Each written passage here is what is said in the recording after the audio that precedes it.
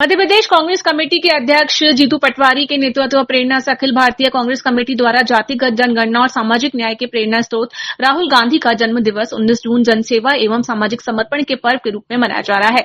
इसी क्रम में शहर कांग्रेस कमेटी जबलपुर द्वारा अध्यक्ष सौरभ नाटी शर्मा के मार्गदर्शन में 2 विशेष कार्यक्रम आयोजित किए जा रहे हैं, जिनमें शहर के हजारों कांग्रेस कार्यकर्ता, समाजसेवी, युवा, छात्र छात्राएं एवं नागरिकों की सक्रिय सहभागिता सुनिश्चित रहेगी। आज हमारे नेता और लोकसभा में नेता प्रतिपक्ष आदरणीय राहुल गांधी जी का जन्म दिवस हमारे शहर कांग्रेस कमेटी के आह्वान पर हमारे पार्षद साथियों ने अपना रक्तदान कर मनाया है। निश्चित तौर से हमारा रक्त किसी असहाय और ऐसे लोगों पे काम आए जो ज़रूरतमंद है। माननीय राहुल गांधी जी जिन्होंने सबसे बड़ी जातिगत जनगणना की लड़ाई लड़कर एक विजय हासिल करी है, उस उपलक्ष्य में भी आज हम लोगों ने रक्तदान किया है और उनकी इस हौसला अफजाई जो उन्होंने ताकत के साथ लोकसभा में बात रखी जातिगत जनगणना की, जिसे सरकार ने आखिर झुकते हुए उसे स्वीकार किया है, आज इस खुशी में भी हम लोग ने अपना रक्तदान किया है और माननीय राहुल गांधी जी का जन्मदिवस के अवसर पर उन्हें साधुवाद दे रहे हैं जातिगत जनगणना पर। आज कहाँ पे रक्तदान किया गया है इस शिविर का?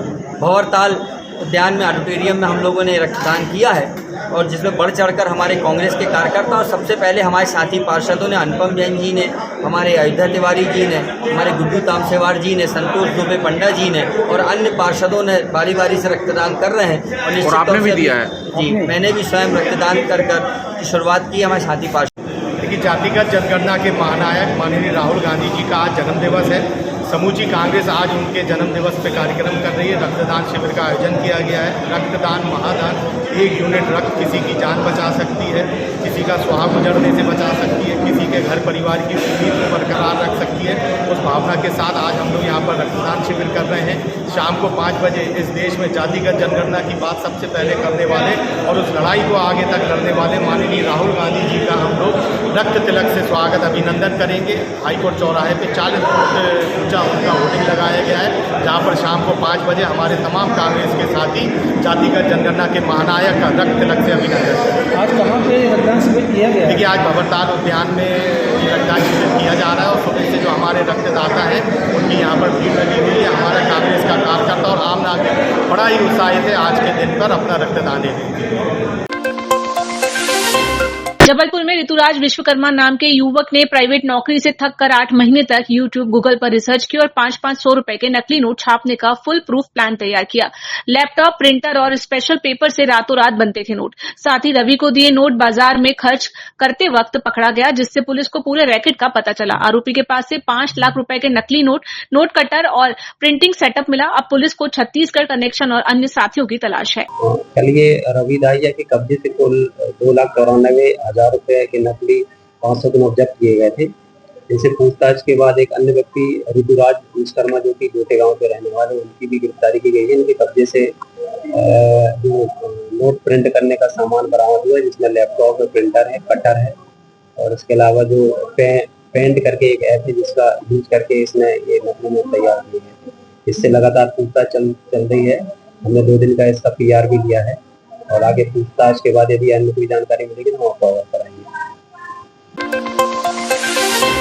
जबलपुर के माडोताल और गोसलपुर थाना पुलिस ने संयुक्त कार्रवाई करते हुए 4 लुटेरों को गिरफ्तार कर लूट की 4 वारदातों का खुलासा कंट्रोल रूम में आयोजित प्रेस वार्ता में किया।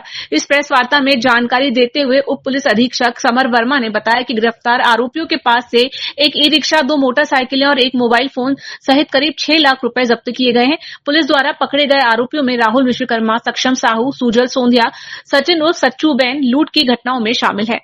अलग अलग मसलों पर है।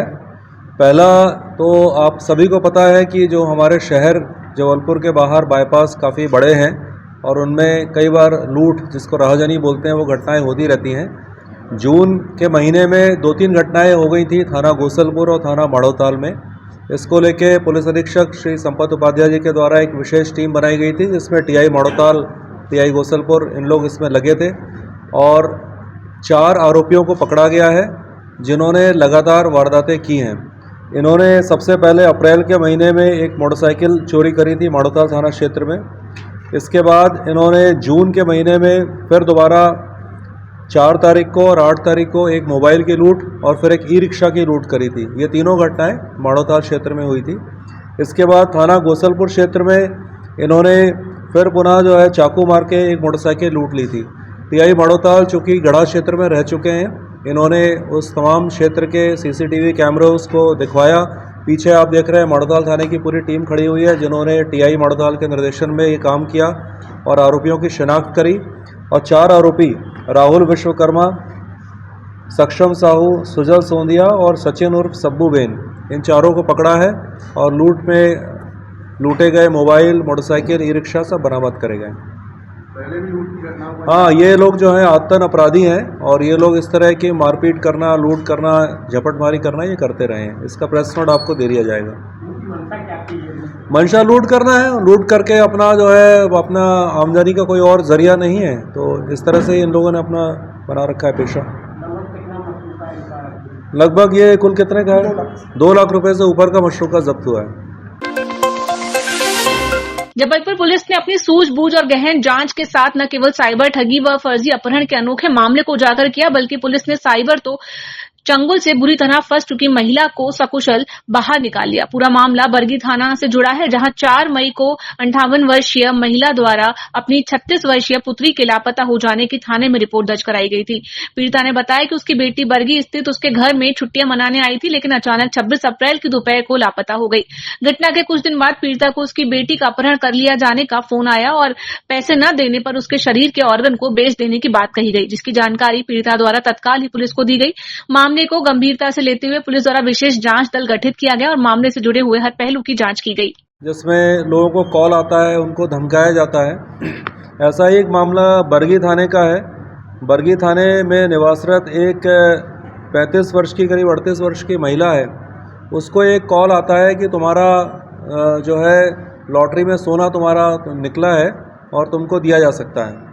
तो ये साइबर ठगों के बातों में वो महिला आ गई और उसने उनकी बातों में आके, जैसा हम लोग बोलते हैं कि आप कुछ पैसा जो है पहले जमा करिए तो फिर हम जो है भिजवा रहे हैं, उसमें पैसा लगेगा, फिर यहाँ लगेगा, फिर उसके बाद वो जो है कस्टम में वो सोना पकड़ा गया है, अब वो पुलिस में तुम्हारा भी नाम आ गया है, अब तुमको भी पुलिस गिरफ्तार करेगी। ऐसा करके इस महिला से करीब कितना 2.5-3 लाख रुपए, 4 लाख रुपए इस महिला से ले लिए। और महिला कोई बहुत अच्छे घर की नहीं है, बरगी के गाँव में रहने वाली है। तो इसने पहले तो अपने जेवर, फिर रिश्तेदारों के जेवर, फिर लोगों से उधार मांग मांग के अपनी सास से, अपने पति से और सबसे दुनिया से जो है पैसा इकट्ठा करके दे दिया। अब उसके बाद ये महिला उनकी बातों में इतना आ गई कि उन साइबर ठगों ने बोला कि हमको तो पुलिस ने पकड़ा हुआ है, अब तुम हमको बचाने आओ और पैसा दो। तो ये महिला घर छोड़ के चली गई। यहाँ इसके घर वालों ने देखा कि ये नहीं है तो उसका गोमिंसान कायम करवा दिया। उसके बाद साइबर ठगों ने इस महिला का ब्रेन वॉश किया और बोला कि तुम अपने घर वालों को ये बोलो कि तुम्हारा जो है अपहरण हो चुका है। तो ये महिला ने जो है अपने खुद के वीडियो बनाए और ये दिल्ली, सूरत, उज्जैन, लुधियाना और पंजाब, अमृतसर सब जगह घूम रही है, अलग अलग जगह, और इन साइबर ठगों की बातों में आके वीडियो खुद के बना रही है और इनको साइबर ठगों को भेज रही है। साइबर ठग जो है वो वीडियो इसके घर वालों को भेज रहे हैं और साइबर ठग धमकी दे रहे हैं कि अगर तुम लोगों ने और पैसा नहीं दिया तो इस महिला को जो है काट दिया जाएगा, काट के बरगी में फेंक दिया जाएगा। मतलब आप सोचिए किस तरह से ये घटनाएं होती हैं। और इसके घर वालों ने इसकी रिपोर्ट करी, पुलिस ने गंभीरता दिखाते हुए अपराध कायम करा किसी महिला को फिरौती के लिए पकड़ने का और इसकी तलाश करते रहे। इस बीच हाईकोर्ट में भी रेट लग गई कि इस महिला का अपहरण हो गया है। तो टीआई बरगी और चौकी प्रभारी हैं बरगी, ये लोग लगातार लगे रहे। टीआई बरगी करीब करीब 10-12 दिन दिल्ली और आसपास घूमते रहे। टीमें गुजरात में, राजस्थान में, अलग अलग क्षेत्रों में गई इस महिला की तलाश में, जिन जिन नंबरों से कॉल आता था उसको सर्च करने के लिए। और सीएसपी बरगी इसको लगातार मॉनिटर करते रहे और इन सब अथक प्रयासों से फिर ये महिला मिल गई। महिला को बरामद करके वापस ले आया गया है। साइबर ठगों से तो कभी वो मिल नहीं पाई, बस वो फ़ोन पे ही जो है उसको गुमराह करते रहते थे और उसके परिवार वालों को धमकी देते रहते थे। महिला हाँ ग्रेटर नोएडा दिल्ली में मिली है। 4 लाख रुपए से ऊपर वो उनको दे चुकी थी और अभी भी उनके वो पूरी तरह से ब्रेन वॉश थी कि अगर हमें और पैसा दे देंगे तो हमको सोना भी हमारा मिल जाएगा और वो बेचारे जो हैं वो जेल में बंद हैं, वो छोड़ जाएंगे साइबर फ्रॉड करने वाले। ये क्या करती थी, कहीं किसी के पास नहीं रहती थी, ये लोगों को फ़ोन करती रहती थी।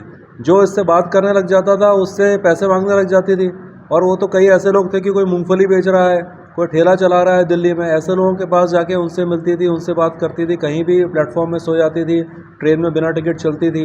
तो इस तरह से ये एक उदाहरण है कि किस प्रकार से लोग साइबर फ्रॉड होकर गिरफ्त में आते हैं, और हम सबको लोगों को जागरूक करने की आवश्यकता है कि इस तरह की बातों में ना आए। अभी जो लोग थे, आप आश्चर्य करोगे कि वो जो नंबर यूज़ कर रहे हैं वो सिम के नंबर्स नहीं आते हैं, वो VOI है, वॉइस ओवर इंटरनेट।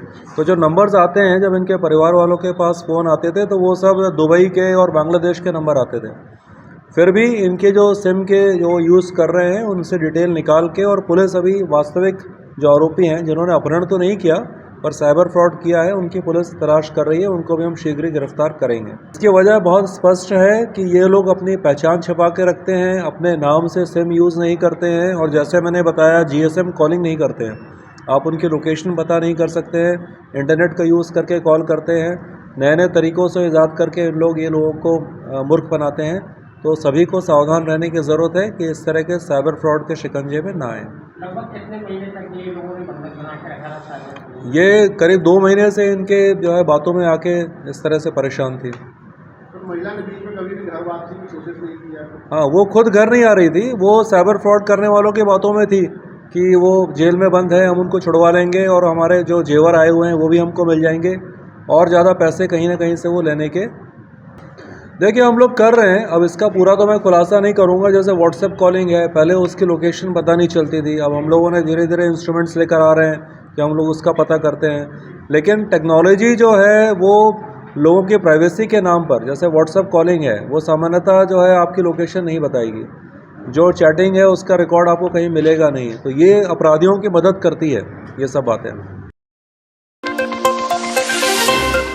बीती रात इंदिरा मार्केट में शराब के नशे में 2 भाइयों के बीच आपसी विवाद हो गया। इस विवाद के चलते दोनों में झूमा झपटी के द्वारा छोटे भाई को चाकू लग गया। घायल को पहले जिला अस्पताल और फिर मेडिकल अस्पताल भेजा गया, लेकिन परिवार की लापरवाही की वजह से अस्पताल न ले जाने के कारण घर ले गए, जहां उसकी मौत हो गई। जानकारी के मुताबिक मृत युवक की पहचान सौरभ कुंजबंधिया के रूप में हुई है, जो कि पिपरिया का रहने वाला था और इन दिनों जबलपुर के घमापुर थाना क्षेत्र के चौधरी मोहल्ला में अपने परिवार के साथ रह रहा था। सौरभ और उसका भाई सुरजीत दोनों रेलवे स्टेशन और ट्रेनों में ककड़ी, चना, मूंगफली बेचने का कार्य करते थे, जहां सुरजीत से शराब पीने के द्वारा विवाद के चलते घटना हुई। छोटे भाई जो है उसके साथ एक घटना कर दी है बड़े भाई ने, और परिवार वालों के द्वारा उसको छिपाने का प्रयास करा गया है। बल्कि अगर वो समय से उसको अस्पताल ले जाते तो संभवतः उसकी जान बच जाती। अब पुलिस इस बारे में मर्ग कायम करके उनके बयान ले रही है, जिसके बाद अपराध कायम करके आगे कार्रवाई की जाएगी। वे आपस में भाइयों का झगड़ा हुआ था, जिसमें बड़े भाई ने उसको छोटे को चाकू मार दिया। जबलपुर और आसपास के जिलों में इन दिनों मादक पदार्थों के लाए जाने की खबर बहुत मिल रही है। पुलिस भी पूरी तरह से अपने मुखबिर की सूचना पर आरोपियों तक पहुंचने में सफल हो रही है। इसी कड़ी में यादव कॉलोनी अंतर्गत आदि प्लाजा के पास पुलिस और क्राइम ब्रांच की टीम ने उड़ीसा से गांजा की खेप लेकर आए 2 तस्करों को दबोचा है। वे दोनों शहर में जिसे गांजा बेचने आए हैं उसके खिलाफ भी प्रकरण दर्ज कर मामले की जांच की जा रही है। पुलिस ने बताया कि मंगलवार को आदि प्लाजा के पास पुलिस चेकिंग अभियान चला रही थी। इसी दौरान एक ई रिक्शा में आ रहे पीछे बैठे 2 लोग पुलिस को देखकर भागने लगे। दोनों की संदिग्ध हरकतें देखकर पुलिस ने पीछा कर ई रिक्शा रुकवाया और उसके बैग की तलाशी ली तो उसमें करीब 5 किलो गांजा बरामद हुआ। क्राइम ब्रांच को ये सूचना मिली थी कि यादव कॉलोनी में आदि प्लाजा के पास कुछ उड़ीसा के तस्कर हैं जो अवैध गांजे का व्यापार कर रहे हैं। इस सूचना पर वहां पर जब मौके पर पुलिस टीम पहुंची तो वहां एक सत्यनारायण पांडा और नेत्री नागौर नाम का व्यक्ति मिले। उनका जब चेकिंग की गई तो उनके कब्जे से कुछ पैकेट्स मिले और सभी को जब तौला गया तो लगभग ये 5 किलो गांजा था। इनके खिलाफ 8/20 NDPS एक्ट का अपराध दर्ज कर इन दोनों को गिरफ्तार कर लिया गया है और उड़ीसा में इनके सूत्रों की पता लगाई जा रही है। विवेचना के दौरान अन्य भी जो लोग इसमें शामिल होंगे उनका भी नाम इसमें बढ़ाया जाएगा।